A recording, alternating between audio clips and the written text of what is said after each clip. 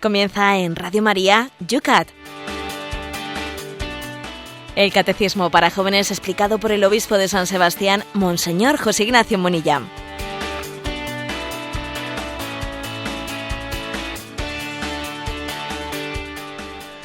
Buenos días, familia de Radio María. Un día más, el Yucat al aire. Con todos vosotros, la próxima hora, el Obispo de San Sebastián nos va a ayudar a desgranar, a poder dar respuesta a vuestras preguntas, a extender por las redes sociales y también por la gran familia de la FM el tema que nos está acompañando estos días, durante todo el año, el Yucat. El Catecismo para los jóvenes. En estos días, como sabéis, en torno al sexto mandamiento. Un día lluvioso, jarrea ahora mismo en San Sebastián con 10 grados. Por Madrid, Cristina, ¿cómo están las cosas? Buenos días. Buenos días, pues tenemos 10 grados, pero aquí va a salir el sol, les vamos a pasar un poquito de calor para arriba. Lo necesitamos, que es que los huesos ya no pueden de humedad que tenemos por aquí. Buenos días, José Ignacio, ¿qué cosas nos trae la prensa? Buenos días, pues sí, la verdad es que la prensa aquí en San Sebastián y supongo también que en otros muchos lugares nos trae noticia de un acontecimiento espeluznante ocurrido en China, y es el de un niño recién nacido encontrado en una tubería. Había sido echado recién nacido por un desagüe, y sus llantos, pues unos pisos más abajo, sus llantos han alertado a unos vecinos, quienes han llamado rápidamente a los bomberos y, cerrando la tubería, han podido extraer con vida a ese niño de apenas 2 días, que había sido echado allí. Hay un vídeo grabado que está por ahí presente en las redes y es una noticia espeluznante, ciertamente. Me he atrevido, y he dicho, bueno, ojalá estas noticias sirvan de aldabonazo a la conciencia social sobre lo que es el respeto de la vida de los más inocentes. Parece que en un caso así, pues bueno, la conciencia social no se resiste es unánime, ¿no?, en la condena de un hecho de este estilo. Y me he atrevido a lanzar, ¿no?, a nuestras redes sociales, tanto a Twitter como a Facebook, me he atrevido a lanzar un pensamiento de esos que son incisivos, que quieren ser un poco como un aguijón que hagan pensar, ¿no? ¿Qué diferencia hay entre ese desagüe y tubería al que fue lanzado este niño chino de la trituradora de las clínicas abortistas en la que acaban los niños abortados? ¿Qué diferencia hay entre el desagüe, tubería y la trituradora de las clínicas abortistas? Sé que es un pensamiento lancerante, sé que es una pregunta provocadora, sé que está suscitando reacciones de alguna manera, defensivas, no autodefensivas, pero a veces creo que la verdad, la realidad supera la ficción, y me parece que a veces también es necesario ver gráficamente, visualmente, la crueldad de las cosas para que entendamos su maldad moral. A veces, hasta que no nos salpica el mal, somos inconscientes de él. Por eso pidamos a Dios también, ¿no?, por la madre, que seguro que sabrá encontrar una situación muy extrema, muy dramática, ¿no?, esa madre de ese niño chino, pero pidamos especialmente también, ¿no?, por la conciencia social adormecida, aletargada, que no entiende, ¿no?, que detrás del aborto existe un mal moral difícilmente superable. Bueno, pues pedimos por todas esas circunstancias y ponemos nuestro granito de arena en esta mañana que comienza un día más este espacio de radio que se llama el...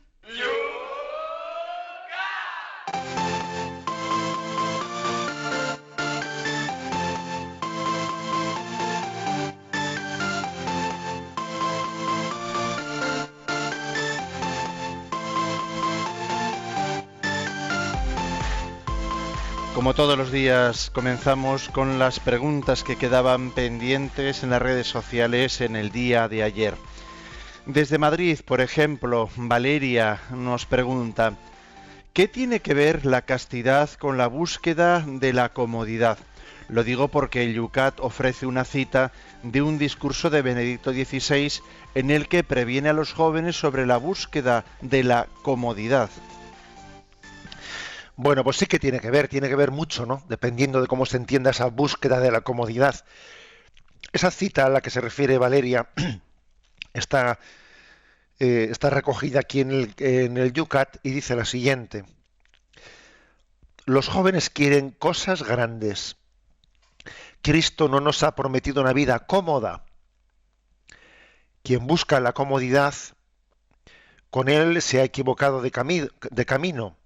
Él nos muestra la senda que lleva hacia las cosas grandes, hacia el bien, hacia una vida humana auténtica. Es decir, por supuesto que la comodidad puede ser un valor moral bueno, pero aquí a lo que se refiere es a la comodidad como el criterio último en la vida, ¿no? En el fondo es el hedonismo, el máximo placer con el mínimo esfuerzo, lo fácil por lo fácil.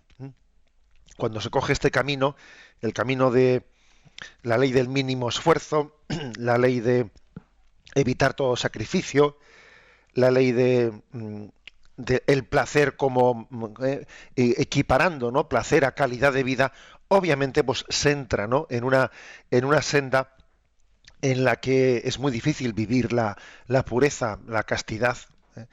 Por eso detrás de la impureza hay también en gran medida, ¿no?, dentro de esta sociedad hipersexualizada, dentro de este pansexualismo que tenemos, existe pues una trampa, ¿no?, una trampa moral, que es la del hedonismo, ¿no?, que nos tiene atrapados. El máximo placer con el mínimo esfuerzo es uno de los dramas que nos impiden entender, ¿no?, pues que toda felicidad requiere también renuncia, requiere sacrificio. No hay ningún valor verdaderamente auténtico que no requiera también, ¿no?, una renuncia. Ahora es Ramón desde Madrid que pregunta: ¿cree usted que la práctica del deporte puede ser beneficiosa para la vivencia de la castidad o son cosas que no tienen nada que ver? Hombre, sin duda alguna, habrá personas muy deportistas que estén muy alejadas de la pureza, y habrá personas que no practiquen deporte que vivan ese ideal de la pureza, ¿no? Pero es cierto que especialmente en la adolescencia, en donde las hormonas están en ebullición, pues es importante que el deporte canalice, ¿no?, toda esa fuerza interior, ¿no?, que tiene que ser canalizada. Y me parece que es eso por una parte. Y además creo que también el deporte bien practicado es una disciplina, es una escuela de disciplina, es una pedagogía en la que, frente a esta sociedad en la que parece que huimos del sacrificio y hemos hecho del hedonismo, ¿no?, pues casi nuestro santo y seña. Sin embargo, en el deporte no es así. En el deporte todo el mundo es consciente de que para poder conseguir determinados objetivos hay que sacrificarse, y ahí parece que el sacrificio está más naturalmente asumido en lo que al deporte se refiere.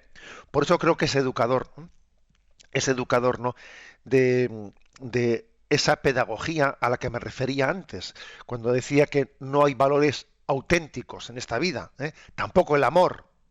No hay valores auténticos que no requieran sacrificio.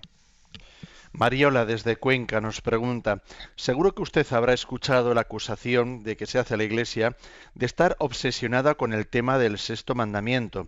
¿En su opinión es cierto que la Iglesia habla de la sexualidad más de lo debido? Sí, lo he escuchado muchas veces, y suelo decir que quienes dicen tal cosa no escuchan la predicación de la Iglesia Católica, sino lo que hacen es leer en los medios de comunicación lo que se dice de la Iglesia Católica. Porque yo me remito a los oyentes y les digo: a ver, las últimas predicaciones que habéis escuchado en las iglesias, remitámonos a las predicaciones que hemos escuchado en el último mes, por ejemplo. ¿En cuántas predicaciones se ha hablado explícitamente pues de la pureza, de la sexualidad, etcétera? ¿Y en cuántas predicaciones se ha hablado pues por ejemplo, de la pobreza, del compromiso con los pobres, la justicia social, etcétera. Estoy seguro que hacemos esta encuesta y vamos, y de una manera aplastante, pues ganan pues el subrayado en las predicaciones, etcétera, sobre el tema de la justicia social, del compromiso con los pobres. Casi hay una excesiva ausencia de el tema de la pureza y del sexto mandamiento en la predicación, una ausencia muy grande. Que luego se dice que la Iglesia no hace más que hablar del sexto mandamiento, que está obsesionado con el sexo. Dice uno, bueno, mira, eso es, quien dice tal cosa está totalmente fuera de la realidad. Casi digámoslo claramente, ¿no? Que existe una carencia de abordar estos temas, pues porque se sabe que son temas, pues, que pueden ser espinosos, que pueden ser cuestionados, que también pues puede ser objeto de interpretaciones complicadas que te pueden estar después buscándote las cosquillas. O sea, como uno sabe, ¿no? Como los predicadores no sabemos que hablar de la pureza hoy en día es remar contra corriente. Una de nuestras mayores tentaciones puede ser la de callar, mirar por otro lado. O sea, que es que justamente cuando se hace esa acusación a la Iglesia Católica de que está siempre hablando de eso, uno dice, mira, es que debemos de vivir en dos mundos, porque desde luego yo veo lo contrario.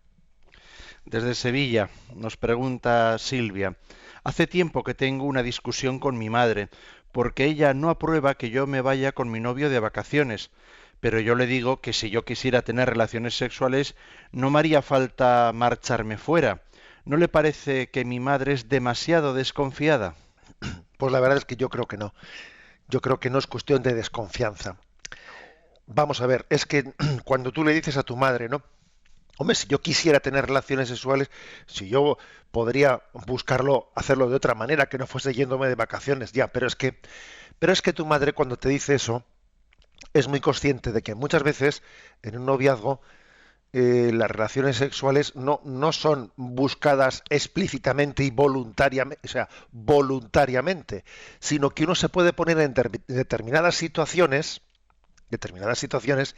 que van haciendo más complicado la decisión de vivir en pureza. El noviazgo, ¿eh? Tú tienes una decisión de vivir tu noviazgo en pureza, en castidad. De acuerdo, tu madre confía en ello, pero ella lo que quiere es que no te pongas en situaciones que lo hagan más difícil, porque no vale únicamente el querer de la voluntad, sino que luego la voluntad, que también está sometida a un montón de influjos, pues no hay que someterla a situaciones en las que puede ser que el deseo se imponga a la voluntad. ¿Me explico? Es decir, tenemos que actuar bajo la decisión de una voluntad iluminada por la razón, iluminada por la fe. No que el deseo de las pasiones nos pongamos en situaciones que sea el que finalmente decida, el que finalmente nos arrastre. O sea que no es tan sencillo decir, no, si yo quisiera, no, es que a veces no es la voluntad la que decide, ¿no? Sino que si somos imprudentes, pues puede ser un deseo pasional el que termina imponiéndose más allá de nuestra voluntad y a nuestra razón. Por eso tu madre es prudente. Es prudente cuando dice, mira, pues si te vas con tu novio de vacaciones, os vais los dos solos y cómo y estáis pues en muchas situaciones demasiado solos, demasiado tiempo, que en un noviazgo también el compartir la vida, las conversaciones en una proporción, ¿no?, adecuada, con amistades, etcétera, es sano, ¿no? Es equilibrador. De lo contrario, un exceso, ¿no?, de estar en soledad, pues nos pone en situaciones pues demasiado complicadas. Desde Valencia, Julia nos dice, me pregunto si la infidelidad matrimonial se refiere exclusivamente a las relaciones sexuales extramatrimoniales, o también puede darse el caso de que la infidelidad matrimonial sea exclusivamente afectiva. Puede darse. Es decir, el hecho de que alguien, sí, bueno, pues no, en sí, no haya tenido relaciones extramatrimoniales con otra persona, pero tiene su afecto, tiene su corazón puesta en otra persona fuera del matrimonio. Y obviamente es un tipo de infidelidad, y no pequeña, y no pequeña, porque aquí cuando hablamos de fidelidad, pues claro, si lo reduciríamos a no te entregues sexualmente, no, es que la entrega sexual es la expresión de la entrega del amor, y aunque uno no se esté entregando sexualmente, si afectivamente se está enamorando de otra persona que no sea su esposo o su esposa, si se está enamorando de otra persona y le está dando rienda suelta a eso, si lo está permitiendo, si lo está consintiendo, ¿no? Pues obviamente está siendo infiel, ¿eh? También los sentimientos tienen que ser educados, tienen que ser encauzados, ¿eh? O sea que puede existir, ¿no?, una infidelidad de tipo afectivo. Y alguno dirá, pero bueno, es que ¿cómo se puede impedir que uno se enamore de otra persona? Pues claro que se puede. A ver, es que en un primer momento, cuando somos, digamos, en nuestro corazoncito, somos solicitados efectivamente por alguna persona, pues quien tiene un concepto de un amor maduro, no de un amor romántico, sino de un amor maduro, él es consciente de que esos afectos que están siendo solicitados pueden ser conducidos, uno tiene la capacidad, ¿no?, de enamorarse o no enamorarse. Claro, si da rienda suelta, si se deja llevar, pues claro, al final ya el enamoramiento se impone, pero se impone porque él le ha abierto la puerta. Desde Barcelona, Toño, me pregunto por la responsabilidad moral de la masturbación en algunos casos, dado que es un acto que algunas personas pueden llegar a realizar casi mecánicamente.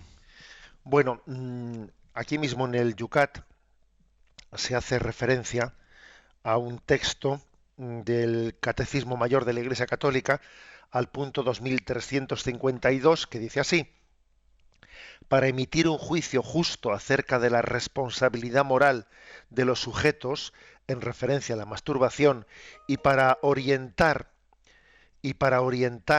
la acción pastoral, ha de tenerse en cuenta la inmadurez afectiva, la fuerza de los hábitos contraídos, el estado de angustia u otros factores psíquicos o sociales que pueden atenuar o tal vez reducir al mínimo la culpabilidad moral. O sea, es decir, que la Iglesia es consciente que puede haber una persona, bueno, pues que esté metida dentro, pues que tenga una inmadurez afectiva o unos hábitos contraídos que son casi compulsivos, etcétera, que pueden aminorar pues su culpabilidad. Ahora bien, es muy posible que en el haber adquirido ese hábito casi compulsivo haya tenido pues una culpabilidad en el origen de haber adquirido ese hábito, ¿no? Y en cualquier caso creo que no es bueno, desde el punto de vista pedagógico, ¿no? No es bueno el que uno diga, bueno, pues si es que como no hay responsabilidad, no es bueno. Creo que eh, o sea, todos tenemos que ser conscientes de que puede haber detrás de determinados pecados de pureza y de otros pecados, ¿no? Puede haber condicionantes psicológicos, claro que los hay, ¿no? Puede haber condicionantes psicológicos, pero no es bueno justificarse en ellos, ¿no? O sea, ponemos en manos de Dios y ponemos todos los medios que estén en nuestra mano para luchar contra el mal moral, ¿no? Sin obsesionarnos, ¿no? Sin obsesionarnos con la culpa, pero sin justificarnos, ni una cosa ni otra, sino siendo sinceros y transparentes ante Dios. Y terminamos en Alcalá de Henares. Edurne nos dice: mi pregunta es sobre la moralidad de la práctica de la sexualidad en el matrimonio, pero sin amor. La Iglesia recuerda que es inmoral separar la sexualidad de la procreación, pero ¿no cabría decir lo mismo cuando el sexo se practica en el matrimonio como mera búsqueda de placer y sin expresión alguna del afecto? Pues sí, cabría decir eso. Es decir, es posible la circunstancia, de hecho ocurre, ¿no?, que uno pueda vivir la sexualidad en el seno del matrimonio no como una expresión de amor, sino sencillamente como una utilización de su pareja, pues sencillamente para la búsqueda de placer. Y eso está fuera del plan de Dios. Se puede vivir la sexualidad de manera inmoral por cerrarse la vida y también por desconectarla del propio amor y el propio afecto. Pues puede ocurrir. Imaginémonos que esté un matrimonio, pues enfrentado, sin el cariño, sin el respeto debido entre ellos, etcétera, ¿no? Y bueno, y esto lo hacen incompatible con que aunque estamos enfrentados, estamos tal, pero yo ahora me toca tener relaciones sexuales y las aprovecho pues para tener mi cuota de placer. Pues obviamente es una práctica que por mucho que sea dentro del matrimonio, pues es inmoral, porque es una desconexión entre la sexualidad y la expresión del amor de la que tiene que estar derivada. Pues esos son los planteamientos, las preguntas que nos quedaban pendientes en las redes. Nosotros, sin más demora de tiempo, comenzamos el programa de hoy.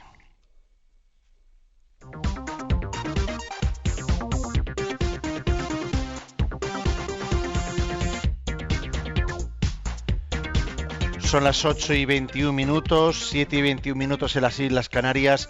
Primer punto antes de nuestro descanso musical para el programa de hoy. Es el 411 del Yucat. ¿Por qué es la prostitución una forma de fornicación? Pregunta.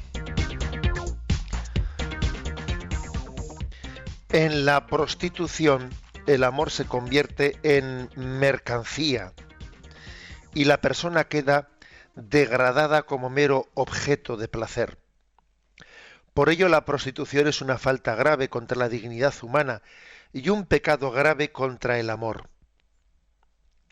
Quienes sacan beneficios de la prostitución, quienes se dedican a la trata de blancas, los proxenetas, los clientes, tienen mayor culpa, sin duda, que las mujeres, hombres, niños y adolescentes que frecuentemente venden su cuerpo bajo presión o dependencia.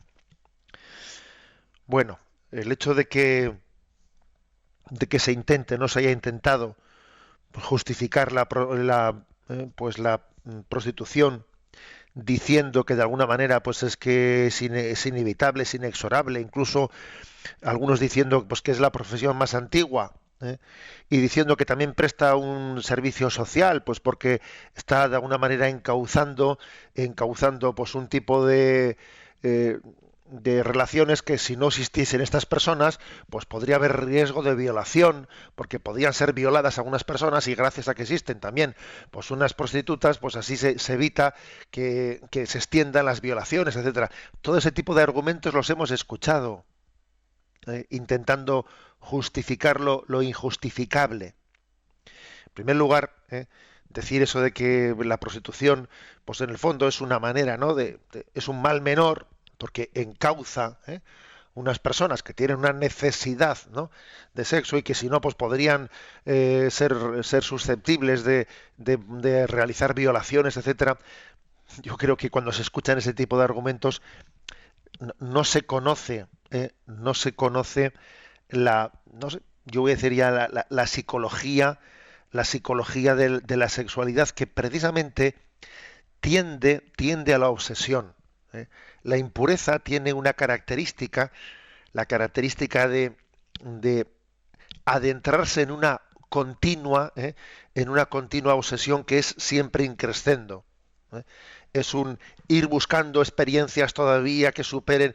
Hay una cierta adicción al sexo que no se conforma, sino que dentro de el sexo por el sexo provoca insatisfacción, pero una insatisfacción muy notoria.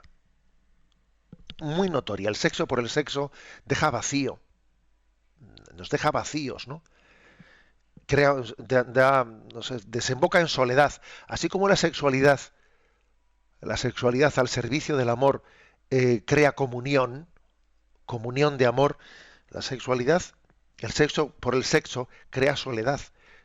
Uno busca, ¿no?, pues un momento de placer y absolutamente ya se siente solo. Es como si la otra persona no existiese, ¿no? Bueno, por eso se genera desde esa insatisfacción se genera una dinámica en la que uno quiere intentar tener pues una experiencia superior a la anterior, porque la anterior ya me quedé corto y además quiero explorar nuevas cosas, nuevas técnicas, nuevas no sé qué. Y es así, o sea, es una especie de vorágine en la que uno nunca se queda satisfecho. Por eso decir que la prostitución evita males mayores es no conocer el género humano. La prostitución lo que hace es ya prepararnos a males mayores, hombre. Eso es obvio. Estoy convencido que las personas que cometen violaciones, todas ellas son clientes de prostíbulos. Vamos, estoy totalmente convencido de ello. O sea que es que el sexo por el sexo no satisface nunca, siempre deja insatisfecho, busca todavía la siguiente experiencia, ¿no? Bueno, esto en primer lugar, ¿eh? O sea, creo que por lo tanto es injustificable cuando se pretende, ¿no? Incluso cuando se pretende legalizar la prostitución, darle una forma legal, como algo parecido al tema de las drogas, ¿no? Bueno, ya que no podemos con las drogas, por lo menos legalicémoslas y así pues evitamos males mayores, ¿no? Pues como el tráfico de drogas, etcétera. Si legalizásemos las drogas, se evitarían pues, problemas de traficantes, etcétera, ¿no? Se podía vender la heroína en las farmacias. Bueno, qué tristeza, qué tristeza que nuestra sociedad reduzca su objetivo, ¿no? Su horizonte moral a los daños colaterales que provoca. Bueno, si ponemos la droga en las farmacias, si la prostitución por lo menos es legal, pues así se evitan que existan mafias. Pero qué tristeza, ¿no? Pero el mal no puede ser combatido en sí mismo, ¿o qué? Yo creo que el mal puede ser combatido explícitamente, ¿no? Yo creo que tiene que ser combatido. Es que fijaros que el hecho de que exista la prostitución, que eso lo demos como algo inexorable, que incluso en muchos periódicos, ¿no? En muchos periódicos que son, no sé, que no forman parte de una literatura pues pornográfica, erótica, que no son periódicos amarillos, que son periódicos de cierto prestigio social. El hecho de que se haya asumido que haya páginas de publicidad de la prostitución en ese tipo de periódicos es algo verdaderamente increíble, ¿no? Que nuestra sociedad eso lo permita. Y nos llevamos las manos a la cabeza de que hubiese unos siglos, un momento en la historia en la que la esclavitud se consintió y la esclavitud estaba socialmente aceptada. Y nos escandalizamos de eso y sin embargo tenemos en nuestros periódicos, consentimos, ¿no?, que exista publicidad de la prostitución cuando todos sabemos que es una forma de esclavitud de la mujer. Es una forma de esclavitud en la que, pues, por motivo de la pobreza social, de la pobreza moral, que también la pobreza moral tiene mucho que ver en esto, pues le lleva a una mujer a venderse como mercancía, y nos escandalizamos de los esclavos. Pero ¿acaso esta mujer no es una esclava? O sea que creo que el hecho de que nos acostumbremos, ¿no?, a esa existencia de la esclavitud junto a nosotros y que bueno, lo veamos como inevitable, etcétera, me parece que es un signo de una sociedad enferma, ¿eh? En resumen, ha habido algunos carismas de órdenes religiosas que han tenido como característica el rescate de la mujer en la prostitución. Igual que pues existió el carisma de rescatar a los que habían sido pues presos, ¿no? Pues el carisma mercedario de rescatar a los que habían sido cogidos presos pues por parte en las cruzadas por los moros, etcétera.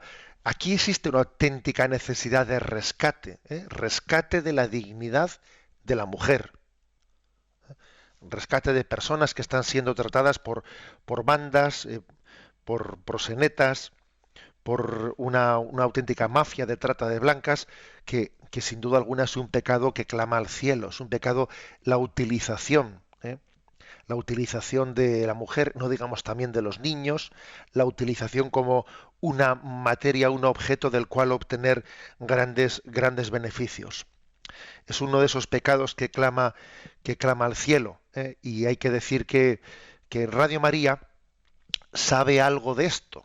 Radio María sabe algo de esto, porque supongo que conocéis la historia de María de Nápoles. Radio María en sus inicios en Italia, pues tuvo la experiencia de haber conectado con una joven, María, que era prostituta en Nápoles y uno de sus locutores pues más famosos comenzó a mantener una correspondencia con esa joven prostituta, y esa correspondencia llevó, porque aquella prostituta era oyente de Radio María y mantenía una correspondencia, ¿no?, que era leída públicamente en la radio. Y aquel caso de aquella conversión de María de Nápoles, que por cierto se ha llegado a escribir un libro publicado por Radio María sobre su historia. La historia de María de Nápoles configuró los inicios de Radio María en Italia. Y Radio María sirvió también como rescate de aquella persona, de aquella joven, y sirvió también como altavoz de la dignidad de la mujer desde el primer momento. Es la Virgen María, es la Virgen María el auténtico estandarte de la dignidad de la mujer. Por eso creo que Radio María se siente en casa, ¿no?, cuando hace una denuncia de esa trata, de esa nueva esclavitud que es la prostitución.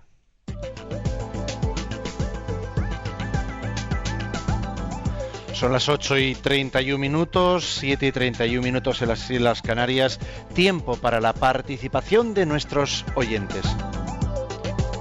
Los canales son los habituales. En Twitter no tienes más que hacer tu pregunta citando a @obispo Munilla. En Facebook, en la página de este espacio de radio, Yucat Radio María. En la pregunta tema que acabamos de desarrollar, debajo de él puedes formular también tus preguntas. Tenemos también un correo electrónico que atendemos permanentemente, yucat@radiomaria.es. Y también el teléfono está a vuestra disposición. Para participar en directo, 91 153 85 50, 91 153 85 50. Tenemos en un correo electrónico, José Ignacio, que nos llega con este mensaje. Nos dice así: queridos amigos, soy católico y tengo una pregunta importante sobre el tema de hoy. Me alejé de la Iglesia hace unos años. En ellos me casé por lo civil con una mujer no bautizada. Ahora, por la gracia de Dios, he regresado a la fe. Me pregunto, dice, ¿vivo en pecado? ¿Puedo comulgar? ¿Cómo regularizar mi matrimonio, habida cuenta de que mi mujer por ahora no piensa bautizarse? ¿Qué le decimos a Gabriel? Bueno, vamos a ver. Uno puede realizar un matrimonio canónico, un matrimonio por la Iglesia, un matrimonio con una persona no bautizada. Sí puede hacerlo. Puede hacerlo, lógicamente. Es un matrimonio especial en el que existe esa regulación por parte, igual que también existe un matrimonio de disparidad de culto, un matrimonio que uno puede realizar también con una persona pues de otra confesión cristiana, pero incluso también de otra religión. También existe la posibilidad de que el matrimonio se realice con una parte no cristiana, o sea, no bautizada, o incluso atea, claro. Hombre, es verdad que puede ocurrir que la otra parte no lo admita, no lo consienta, pero yo creo que eso supondría también, ¿no?, pues una falta de respeto por parte de la persona no creyente hacia la persona creyente, porque en ese caso, en ese acto del matrimonio, no se le va a pedir a la parte no creyente, no se le va a pedir que profese la fe, sino se le va a pedir que sea respetuosa a la profesión de la fe de su cónyuge, ¿no? Por lo tanto, yo le aconsejaría a nuestro oyente que se acerque, ¿no?, pues a bien sea a la propia parroquia o también al tribunal eclesiástico o al notario de la diócesis, ¿no?, y que se informe, ¿no?, sobre de qué manera se realizan ese tipo de matrimonios.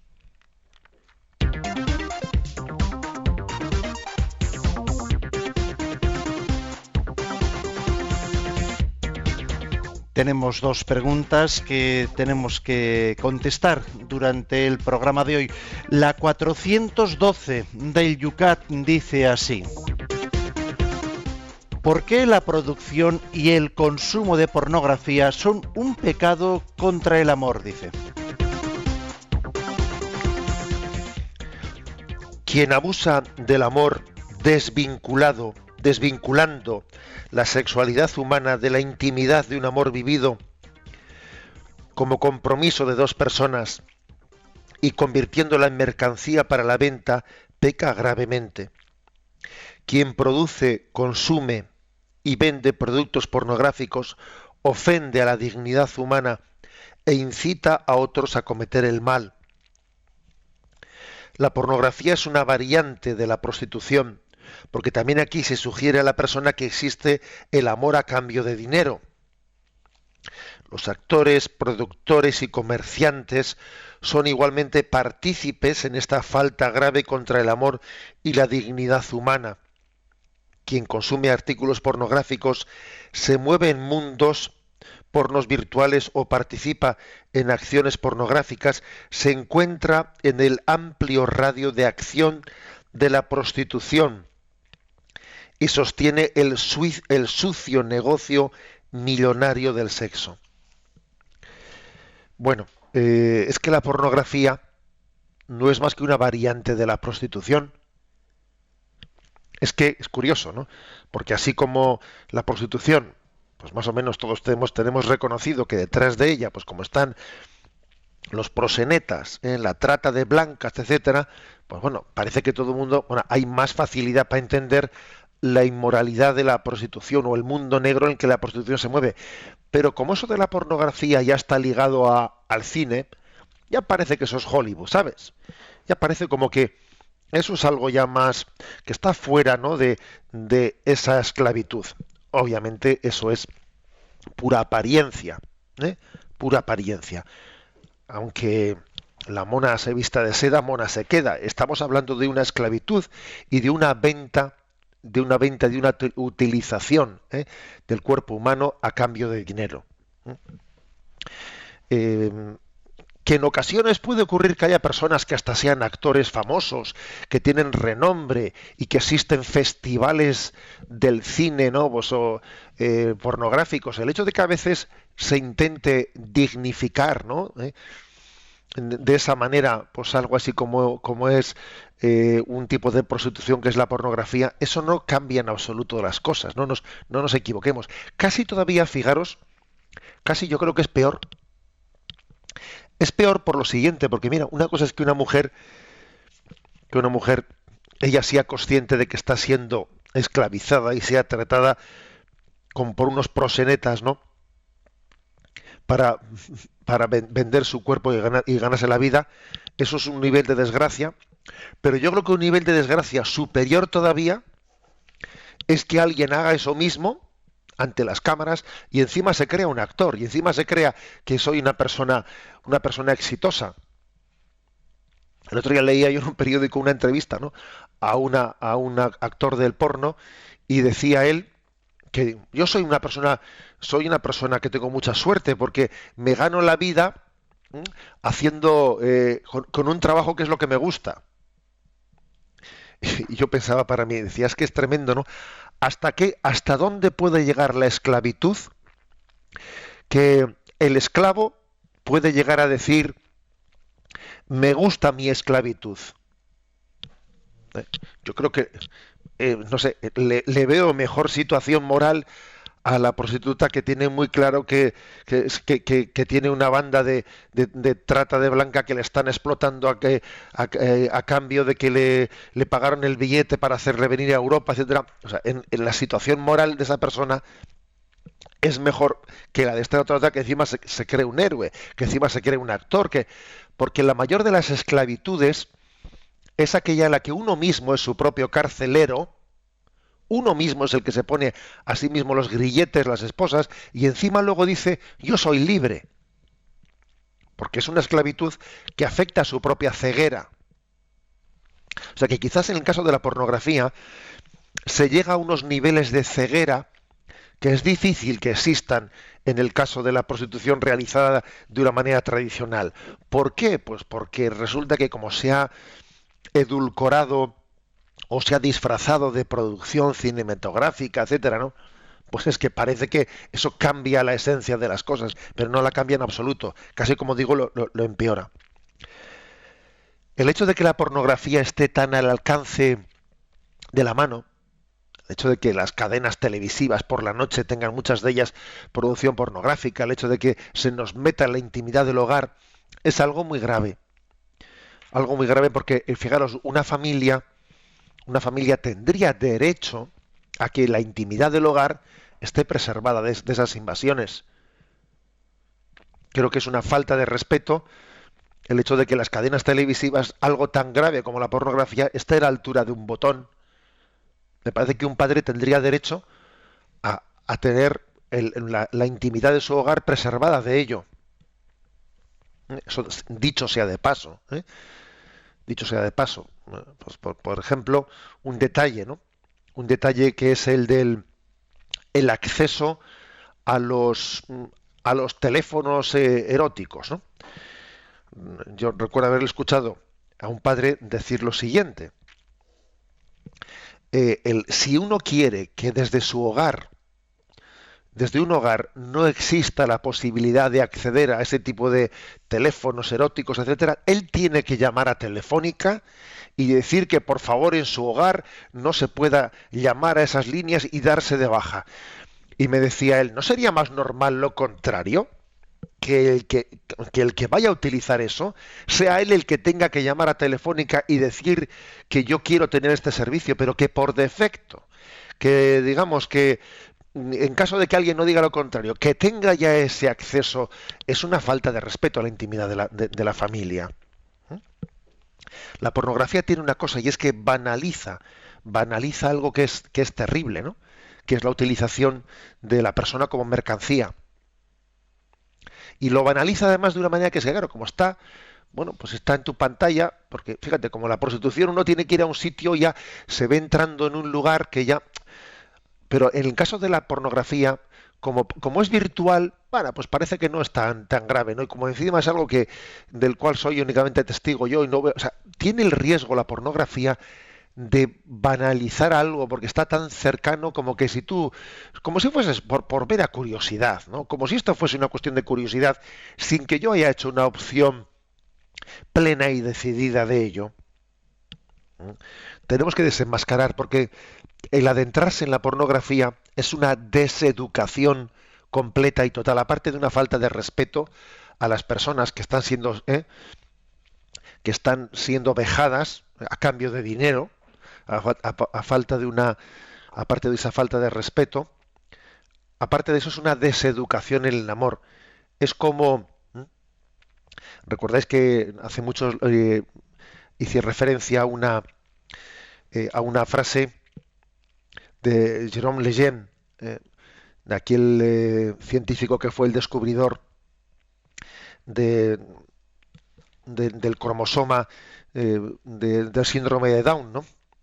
Jérôme Lejeune, él decía lo siguiente, decía: la anticoncepción es hacer el amor sin hacer el niño. La fecundación in vitro es hacer el niño sin hacer el amor. La pornografía es deshacer el amor, y si el aborto es deshacer al niño. Es que la pornografía es deshacer el amor. Y fijaros, ¿no? Y tiene lógicamente pues una gravedad muy grande, porque está incapacitándonos para el amor, está creando una herida que va a tener que ser sanada, pues con un campo que a veces cuesta mucho sanarlo, ¿no?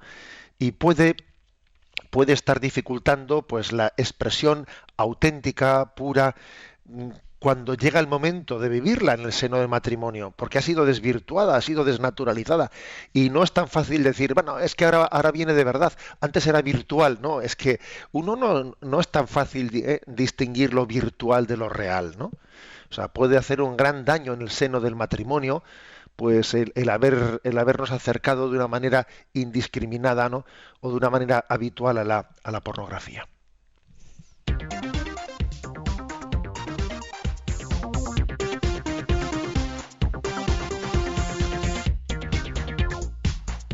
Y planteamos el último punto del programa de hoy, es el 413. ¿Por qué es la violación un pecado grave? quien viola a otra persona la degrada completamente, irrumpe con violencia en la intimidad más profunda del otro y le hiere en el núcleo de su capacidad de amar. El violador comete un crimen contra la esencia del amor. Pertenece a la esencia de la unión sexual el hecho de que se pueda dar libre y exclusivamente dentro del ámbito del amor. Por eso pueden darse violaciones incluso en el matrimonio. Aún más reprobable es la violación cuando existen relaciones de dependencia social, jerárquica, de trabajo o de parentesco. Por ejemplo, entre padres e hijos, o entre profesores, educadores, sacerdotes y quienes les han sido confiados. Gracias a Dios, este tema de la violación es un tema que es mucho más fácilmente percibido como inmoral en nuestra cultura actual. Así como hay una gran ceguera para percibir la inmoralidad del tema de la pornografía, etcétera. Sin embargo, en esta cuestión de la violación sí que hay una sensibilidad social grande para percibir la inmoralidad de la violación. Yo creo que es en gran parte pues porque uno de los valores sociales hoy en día más reivindicados es el de la libertad. Y claro, detrás de la violación hay un atropello de la libertad del prójimo.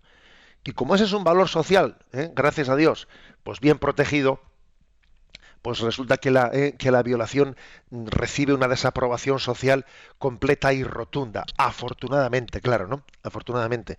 Lo que yo quiero llamar la atención es que es curioso que nuestra sociedad, ¿no?, es sensible hacia unos valores e insensible hacia otros.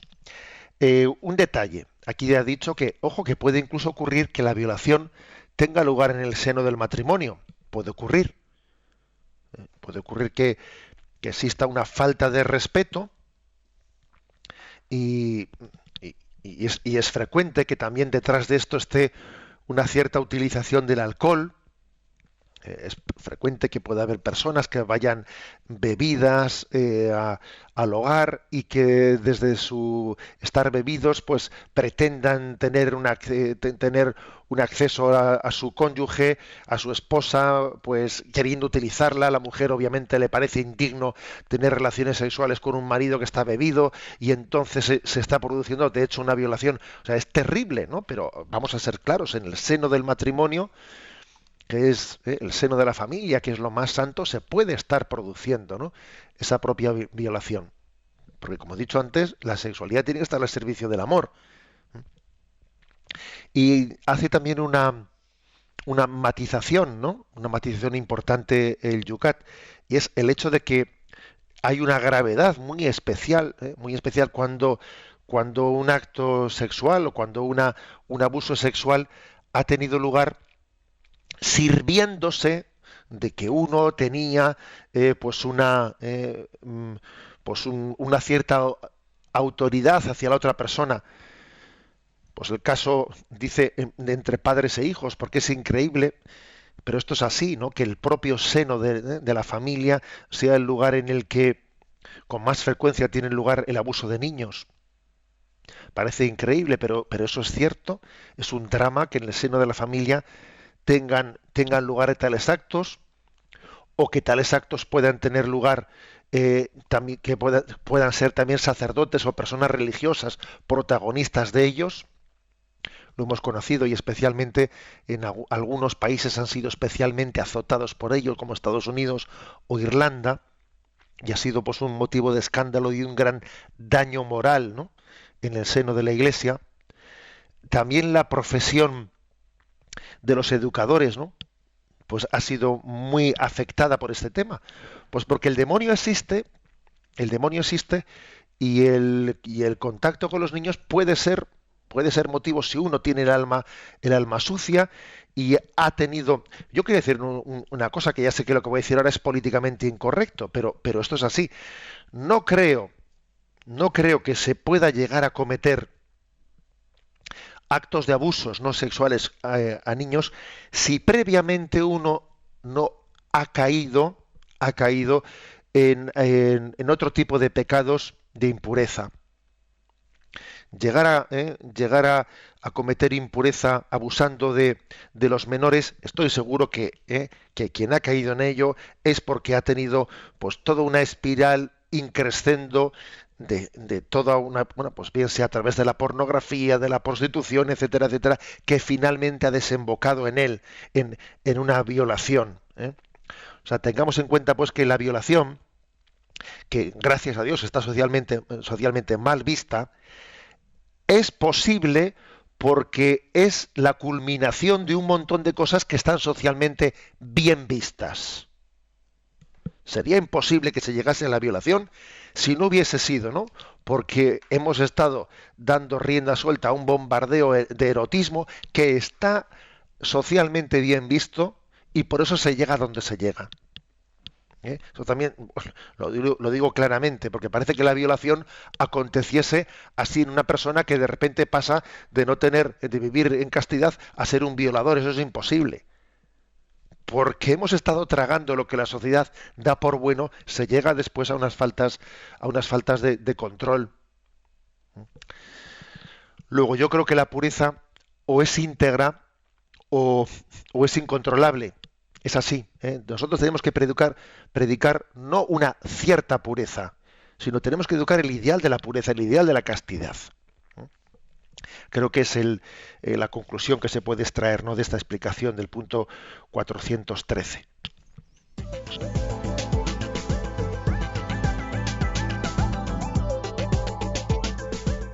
Tiempo para nuestros oyentes en la recta final del programa de hoy. Vuestra participación a través de los canales habituales. En unos de ellos, José Ignacio en Facebook nos da un testimonio, Consuelo, donde nos cuenta, bueno, pues cómo entró en todo este mundo a partir de los 14 años, incluso dice que a los 16 se casó y a partir de ahí vinieron todas las agresiones, palizas, dice. Todo lo cuenta, todo lo que le ha costado entrar en perdón, cómo todo ello le llevó al mundo de la droga, de las adicciones, dice, del sexo, de las cartas y de todo lo que se meneaba, dice así.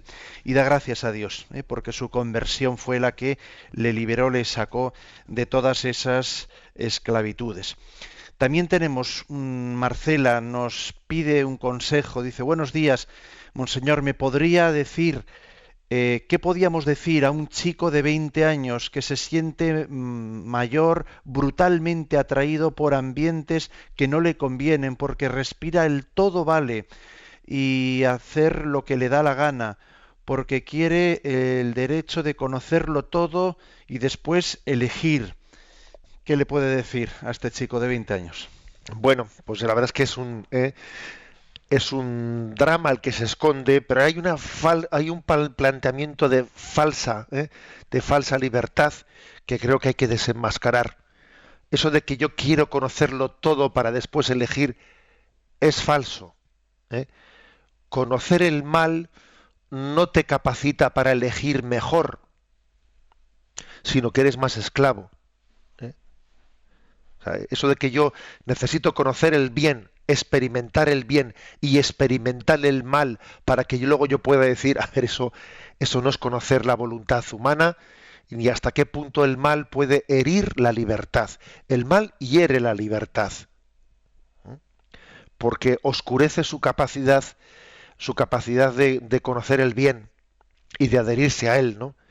Luego esa teoría liberal de que hay que conocerlo todo para después decidir uno mismo, ¿no? Eso es totalmente falso. Yo voy a conocer las drogas y luego yo decidiré. Yo voy a conocer todas las experiencias sexuales y luego yo decidiré. Uno está, cada vez que hace eso, está limitando su capacidad de libertad, de decidir bien.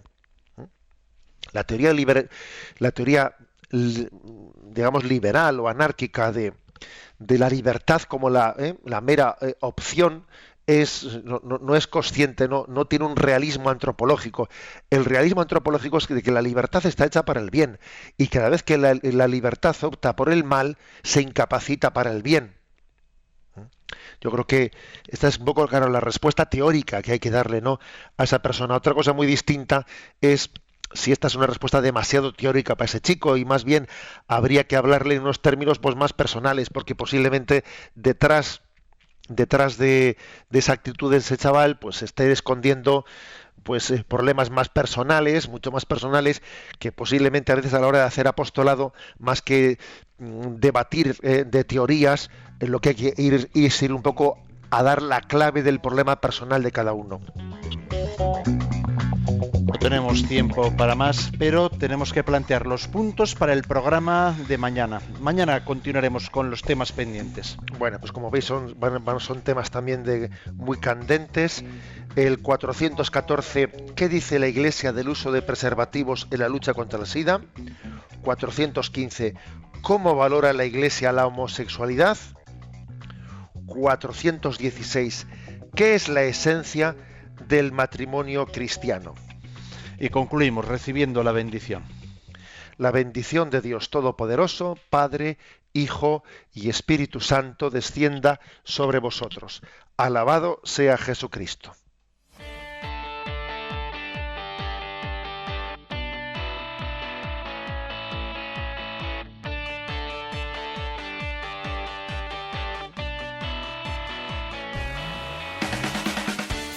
Finaliza en Radio María Yucat, el catecismo para jóvenes explicado por el obispo de San Sebastián, Monseñor José Ignacio Munilla.